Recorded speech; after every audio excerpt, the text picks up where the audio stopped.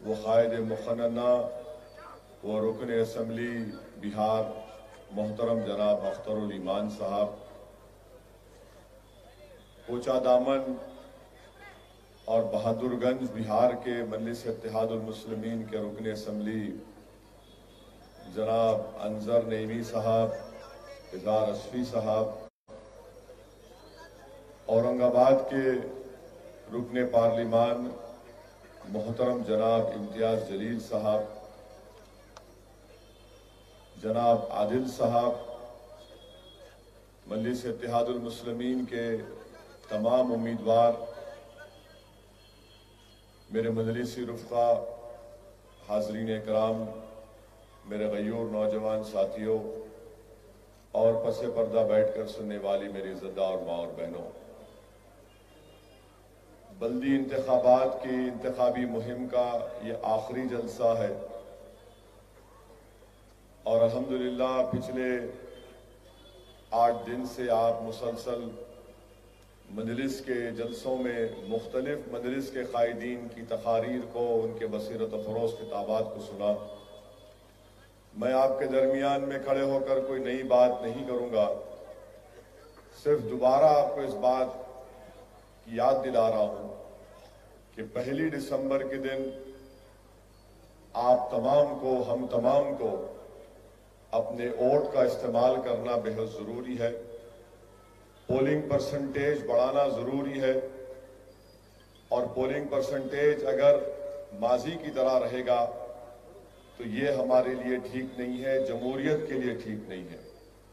तो इसलिए मेरी गुजारिश है कि सुबह 7 बजे से आप सीधा पोलिंग बूथ को जाकर मजलिस के उम्मीदवारों की कामयाबी के लिए अपने वोट का इस्तेमाल करिए और इस बल्दी इंतखाबात में आपको बैलेट पेपर दिया जाएगा। बैलेट पेपर पर मजलिस का निशान पतंग देखकर वहां पर आपको मोहर लगाना है और उसको मोड़कर एहतियात से फोल्ड करके जो बैलेट का डब्बा है, बॉक्स है, उसमें आपको अपना बैलेट पेपर डालना है। ये याद रखिए, अपने घर में सबको बताइए, अपने दोस्तों को बताइए। अब जहां सवाल मजलिस की मुखालिफत का, बहुत से लोग ये मुझसे पूछ रहे हैं कि बीजेपी की तरफ से, कांग्रेस की तरफ से मजलिस के खिलाफ बड़े पैमाने पर इस इलेक्शन में इंतखाबी मुहिम चलाई गई। मैं याद दिलाना चाहता हूं कि आज के इस जलसे में साबिक़ मेयर मीर जुल्फ़िकार अली साहब भी बैठे हुए हैं।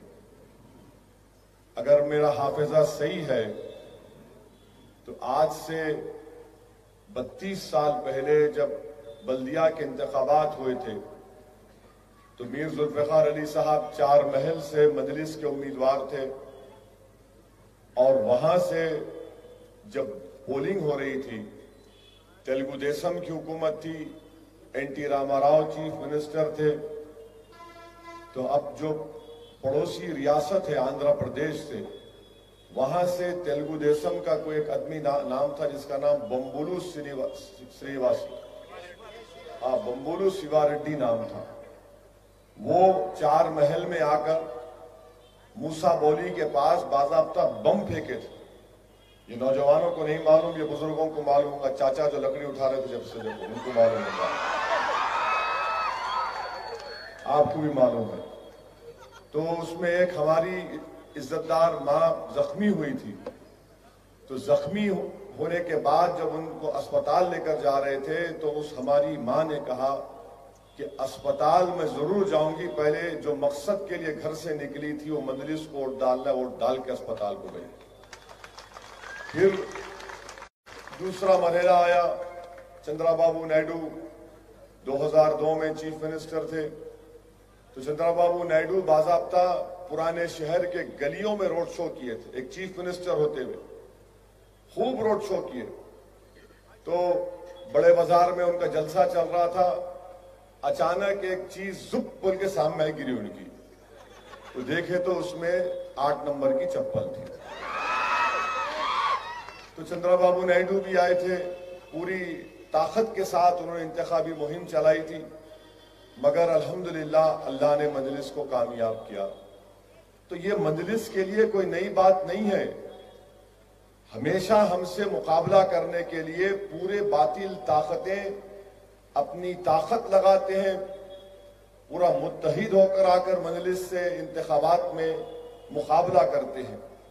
मैं आपको ये दोनों वाकयात इसलिए बताया हूं और खास तौर से नौजवानों को कि जिस तरह हमारे बुजुर्गों ने मुत्तहिद होकर एक एक सीट पर मजलिस के उम्मीदवारों को कामयाब कराया, अब ये नौजवानों की जिम्मेदारी है कि अपने बुजुर्गों की कुर्बानियों को याद रखते हुए, उनके नक्शे कदम पर चलते हुए, उनकी तरह बेबाकी और बहादुरी के साथ 1 दिसंबर के दिन सिर्फ एक चीज हमारे जहन में होना कि हमको अपना वोट डालना है, वोट डलवाना है। ये 2 काम अगर हम कर लेंगे तो इंशाअल्लाह ताला मुझे पूरा यकीन है कि मजलिस इत्तेहादुल मुस्लिमीन को एक अजीमुशान कामयाबी से हम किनार करेंगे, बल्कि पहले से ज्यादा मजलिस के अराकीन बल्दिया कामयाब होंगे इंशाअल्लाह ताला। तो मेरी आपसे गुजारिश है कि 1 दिसंबर के दिन अपने घर से निकलिए, सुबह सुबह अपने घर से निकलकर पूरे अफराद खानदान को लेकर अपने वोट का इस्तेमाल करिए।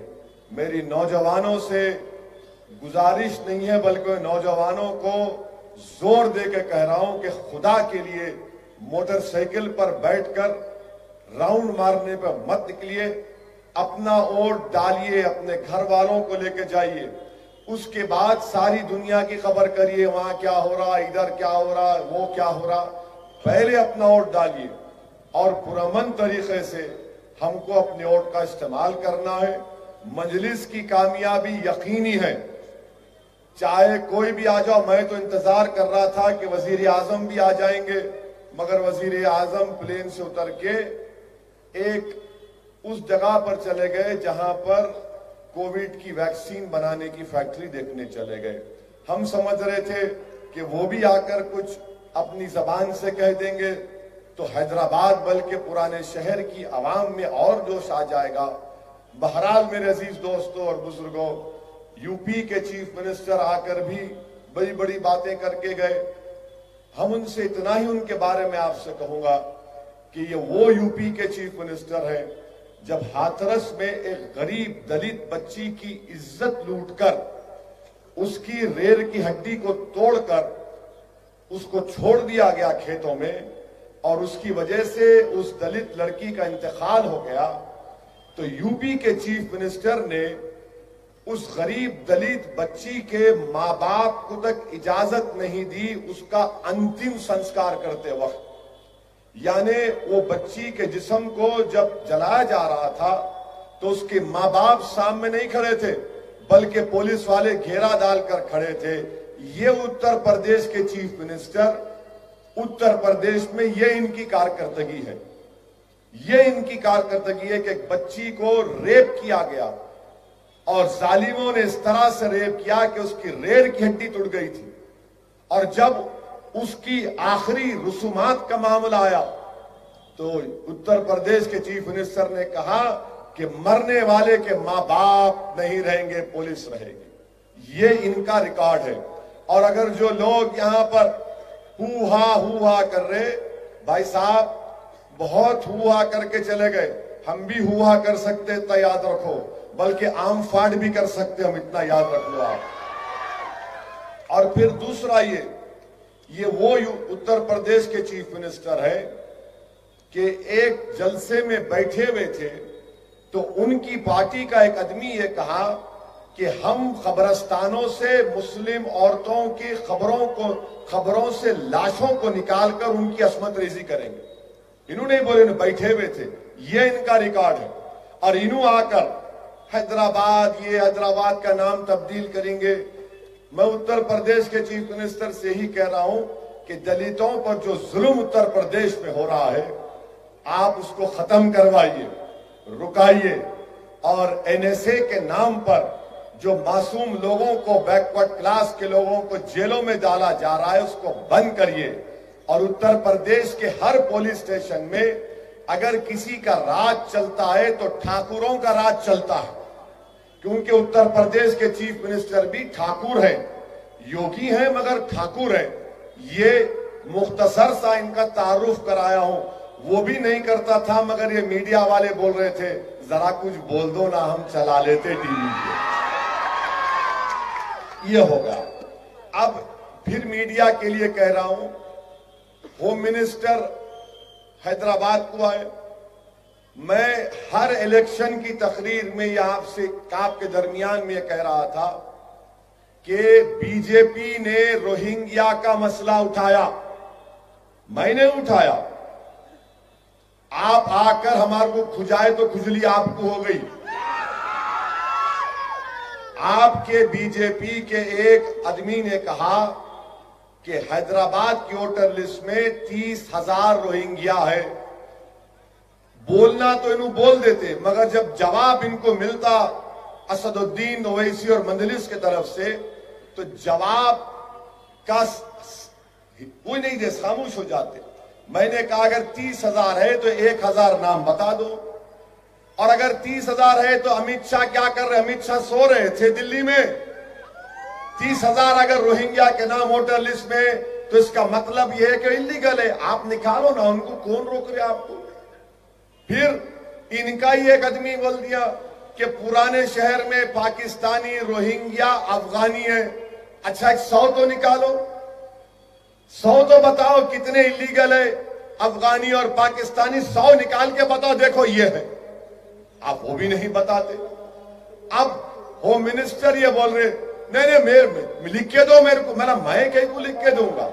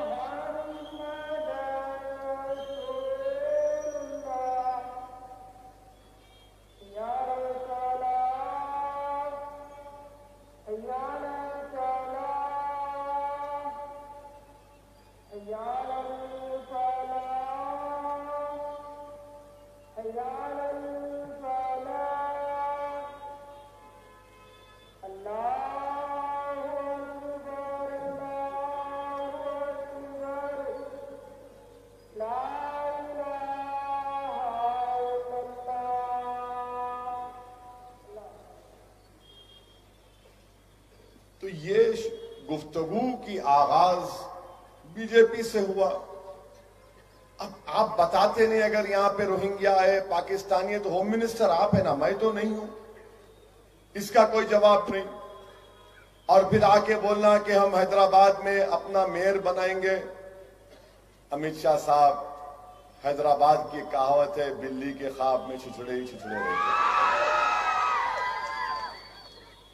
आप आए हैदराबाद को, आपने देखा होगा चार मीनार कितना खूबसूरत है।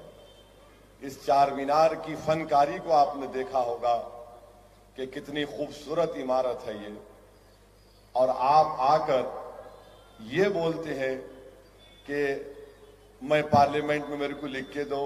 आपके ही पार्टी के कोई बच्चे से पूछ लो, उन्हें ही बिल बिला रहा था, ये उन्हें ही बिल बिला रहा था। रोहिंग्या, पाकिस्तान, उससे पूछ लो, आप बताओ कितने नाम है, क्या है।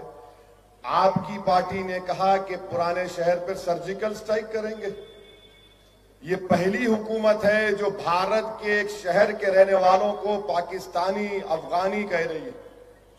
क्या ये बीजेपी का कल्चर है कि जो इस इलाके में रहने वाले मुसलमान भी है, हिंदू भी है, दलित भी है, ईसाई है, सिख है, मारवाड़ी है, राजस्थानी है, बंगाली है, आप उनकी तौहीन कर रहे हैं? इंशाअल्लाह ताला ये पुराने शहर की आवाम इस तौहीन का जवाब 1 दिसंबर को देगी और बताएगी कि ये जो सर्जिकल स्ट्राइक की आप बात कर रहे थे ना, हम डेमोक्रेटिक स्ट्राइक करके दिखाएंगे बीजेपी के खिलाफ 1 दिसंबर को इंशाअल्लाह ताला। अब रहा सवाल ये कांग्रेस के लोगों का, अजीब है, एक सीट भी नहीं जीतेंगे देखो आप कांग्रेस वाले इंशाअल्लाह ताला। एक आदमी बोलता मैं वोट काट रहा हूं, एक आदमी बोलता इन्हों ये बोल रहे, दूसरा बोल रहा जहां असद भाई नहीं हमको दे दो। हा? मैं मरद नहीं मेरा भाई मरद। हा? ये कब तक तुम लोगों में इत्तेहाद नहीं, एक बोल रहा मेरे खिलाफ, दूसरा ये बोल रहा। अने एक असदुद्दीन ओवैसी और मजलिस के एमएलए खड़े हुए हैं, अतराफ में बीजेपी कांग्रेस टीआरएस भाग रहे, हम लोग खड़े रह के देख रहे, खेलो बेटा अट्ठा चम्मा, खेलो खेलो देखेंगे तुम्हारा सदका फिर रहे हमारे मजलिस मजलिस मजलिस मजलिस। अरे कोई तो हैदराबाद की बात करो। हैदराबाद में सबसे बड़ा मसला पोल्यूशन का हो गया, मालूम आपको? जो लोग मोटरसाइकिल चलाते हैं उनको मालूम होगा कि घर जाकर जब नाक साफ करते तो इतनी कालिक निकलती नाक में से।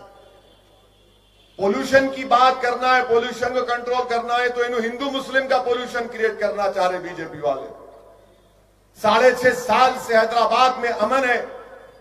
मैं फिर से पूछ रहा हूं बीजेपी के लोगों से कि 2019 से अब तक बीजेपी ने हैदराबाद के लिए कितने पैसे दिए? सैलाब जब आया तो बीजेपी ने कर्नाटका को पैसे दिए, हैदराबाद को क्यों नहीं दिए? कर्नाटका में करोड़ों रुपए दिए, हैदराबाद में एक पैसा नहीं दिए। ये जो 10,000 रुपये हैदराबाद की आवाम को मिले वो मजलिस ने नुमाइंदगी की थी चीफ मिनिस्टर से। अगर मिलते पैसे मरकज से, नरेंद्र मोदी की हुकूमत से, तो कम से कम एक गरीब को 80,000 से 1 लाख रुपया मिलता था। मगर हैदराबाद से नफरत बीजेपी को है। जब ये मसलों को हम उठाते हैं तो बीजेपी आ जाती जिन्ना के ऊपर, बीजेपी आ जाती टेररिज्म के ऊपर, बीजेपी आ जाती फुला कल्चर के ऊपर। आखिर बीजेपी ने हैदराबाद के लिए क्या किया मरकज में रहकर? इसका कोई जवाब नहीं है। तो बहरहाल अजीज दोस्तों और बुजुर्गों, मुझे आपसे ही दरख्वास्त करना है कि डरने और घबराने की जरूरत नहीं है। 1 तारीख के दिन अपने एक वोट को इस्तेमाल करिए और जिस तरह से बिहार की आवाम ने मजलिस के एमएलए को वहां पर कामयाब किया, इंशाअल्लाह ताला यहां पर भी हम अपने मजलिस के उम्मीदवारों को कामयाब करेंगे। पोलिंग करिए, वोट डालिए, जितना हो सके वोट डालते रहिए, पोलिंग बूथ को जाइए। एक दिन मैं आपसे अपील कर रहा हूं कि आप अपने उस 24 घंटे में से सिर्फ आधा घंटा निकालकर पोलिंग बूथ को जाइए और पोलिंग बूथ को जाकर इन फिरका परस और फाशिस्ट ताकतों को जवाब दीजिए जो हैदराबाद के अमन को खत्म करना चाहते हैं। यहां पर वजीर दाखिला अमित शाह तो आए थे, मगर हाँ वो जवाब देने से कासिर रहे कि जब दिल्ली में फसाद हुआ था, एक वीडियो निकला था, 3 मुसलमान बच्चे रोड पर पड़े हुए थे, जिसमें से एक का नाम फैजान था। पुलिस वाले मार मार कर उनसे कह रहे थे जनगण मन पढ़ो, तो फैजान जो है तकलीफ में जनगण मन पढ़ रहा था। बाद में फैजान की मौत हो गई और फैजान के ये जो चेहरे पे जो आपके मुंह जो हड्डी थी वो टूटी हुई थी, उसके सर के अंदर की हड्डी टूटी हुई थी, पेट के फसलियां टूटे हुए थे। अब तक अमित शाह के मातहत जो दिल्ली की पुलिस है, एक पुलिस वाले को सस्पेंड नहीं किए, ना गिरफ्तार किए। ये बीजेपी का कारनामा है। दिल्ली में फसाद हुआ, 20 से ज्यादा मजहबी इबादत गाहों को डैमेज किया गया या जला दिया गया। लोग मरे 50 के ऊपर, जिसमें हमारे हिंदू भाई भी मरे, अफसोस के साथ मुसलमान भी थे। क्या दिल्ली की हुकूमत ने इतना बड़ा जेनोसाइड दिल्ली में हुआ? क्या प्राइम मिनिस्टर 15 पॉइंट प्रोग्राम में यह पॉइंट नहीं है? क्या होम मिनिस्ट्री के गाइडलाइंस में नहीं है कि जहां फसाद होता वहां पर सरकार जिसका घर जलता है, चाहे किसी मजहब का हो, जो मरता है, जो जख्मी होता है, उसको इमदाद देगी, कंपनसेशन देगी, एक्सग्रेशिया देगी। क्यों नहीं दिए बीजेपी की हुकूमत? आज आकर आप हैदराबाद में हमको बता रहे हैं, हमको बोल रहे हैं दिल्ली भारत का दारुल हुकूमत, कैपिटल, वहां पर आपकी नाक के नीचे बदतरीन जेनोसाइड हुआ और आप आकर हैदराबाद में ये इनका कारनामा है। और बिहार में बीजेपी जीती नहीं, ये बड़ा मेहनत कर लिए, वहां भी बिहार में किए थे। बिहार में 2019 के पार्लियामेंट के चुनाव के बाद बीजेपी 222 असेंबली सीट जीती थी, 1.5 साल में 75 सीट पर आ गए। 1.5 साल में मित्रों 75 सीट पर आ गए असेंबली के आप। और आप समझ रहे नहीं मोदी बड़े पॉपुलर हैं, कोई पॉपुलर नहीं है। ये मीडिया आपको चढ़ा चढ़ा के, उनकी भी मजबूरी है बेचारों की, लाइव दिखाता आपको, वो दिखा दो, मीडिया दिखाए तो पब्लिक समझ गई मीडिया क्या है। अब पब्लिक के दिलों में मजलिस की मोहब्बत पैदा हो चुकी है। मैं सलाम करता हूं खास तौर से हमारी मां और बहनों को कि मेरे पास अल्फाज नहीं है, चाहे हमारी मां और बहनें सीमांचल की हो, कि सीमांचल की हमारी मां और बहनों ने मजलिस को वोट इसलिए दिया कि वो पुकार कर कह रही थी कि हैदराबाद से जो असदुद्दीन ओवैसी आया उसको सत्ता का शौक नहीं है, उसको इख्तिदार का शौक नहीं है, वो लड़ने वाला है, उसको वोट दे रहे हैं। और यहीं पर मैं जितने पैदल दौरे किया पिछले 10 दिन में, एक एक मुकामात पर जाने की कोशिश किया, मैं सलाम करता हूं हमारी मां और बहनों को कि जो मोहब्बत और जज्बे का उन्होंने इजहार किया। मेरे पास अल्फाज नहीं है। मैं किसी एक आलिम दीन के घर पर मिलने गया था तो पर्दे के पीछे उनके घर से आवाज आई कि असद मियां जाओ, हम तुम्हारे लिए, तुम्हारी पार्टी के लिए हर नमाज में दुआ करते हैं, हर नमाज में दुआ करते हैं, तहज्जुद में दुआ करते हैं, अल्लाह का जिक्र करके दुआ करते हैं, चाश की नमाज पढ़कर दुआ करते हैं। अब बताइए आप, जब इस तरह की दुआएं हो रही हैं, इंशाअल्लाह ताला अल्लाह की रहमत जरूर हमको कामयाब और कामरान करेगी। और हमारा मकसद हैदराबाद को तरक्की दिलाना है। हमारा मकसद हैदराबाद में जो इस तरह का सैलाब आया वो दोबारा ना आए, उसके लिए क्या इक़दाम करना है वो इक़दाम करना पड़ेगा।